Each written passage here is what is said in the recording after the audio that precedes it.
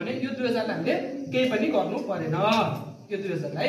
अब यो 10000 मा 2000 घटाउँदा बाँकीको के हो 8000। 15000 बाट 2000 घटाउँदा एप्लिकेसनबाट 2000 घटाउँदा कति भयो त 15000 बाँकी भयो भनेपछि अब यहाँ क्वेशनले के भनेको छ फेरि हेर्नुस् है त। Balance applicant were allotted on pro rata basis भन्न खोजेको 15000 मा 2000 घटाएपछि यो जति बाँकी आउँछ त्यो पैसालाई चाहिँ हामीले अलॉटमेन्टको बेसिसमा चाहिँ के गर्छौं त शेयर दिन्छौं भनेको। भन्न खोजेको अब 13000 मा 8000 अलॉटमेन्ट गर्यो भनेपछि अब बाँकी कति रह्यो त 5000। यही 5000 चाहिँ के हो त प्रो डाटा बेसिस हो। प्रो डाटा भनेकै यही हो 5000 हो है। अब हेर्नु त हामीले अब यसको जर्नल एन्ट्री कसरी गर्छौं हेरौँ है। सुरुमा जर्नल एन्ट्रीको फर्मेट बनाउनु पर्यो।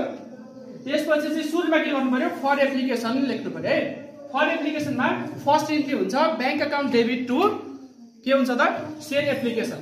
Bank account to share application भनेपछि सुरुमा हामीले चाहिँ जति शेयरको लागि चाहिँ एप्लिकेसन आएको छ त्यही इन्टु के गर्छौं एप्लिकेसनको अमाउन्ट गर्छौं। भन्न खोजेको 15000 इन्टु 35 रुपैयाँ गरेर यहाँ राख्छौं। त्यो अमाउन्टले केमा गर्छौं त टु शेयर एप्लिकेसनमा राख्छौं। यसको न्यारेसन हुन्छ being share application money receipt गरेर हुन्छ है। अब यो इन्ट्रीलाई चाहिँ ट्रान्सफर गर्नुपर्छ हामीले। ट्रान्सफर इन्ट्री यसको के हुन्छ त शेयर एप्लिकेसन चाहिँ शेयर एप्लिकेसन डेबिटमा जान्छ 15000 इन्टु 35 नै भयो।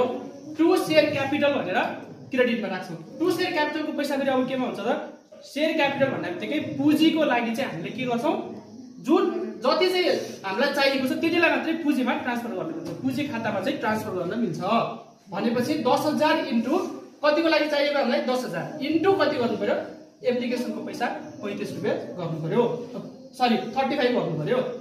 त्यसरी टु शेयर अलॉटमेन्ट भनेर अब बाँकी भएको पैसा चाहिँ हामीले एप्लिकेसन अलॉटमेन्टमा लिनुपर्ने पैसा एप्लिकेसनमा आयो। भन्न खोजेको मतलब कति हो त 5000 यो बाँकी एक्सेस अमाउन्ट चाहिँ 5000 रुपैयाँ चाहिँ एप्लिकेसनको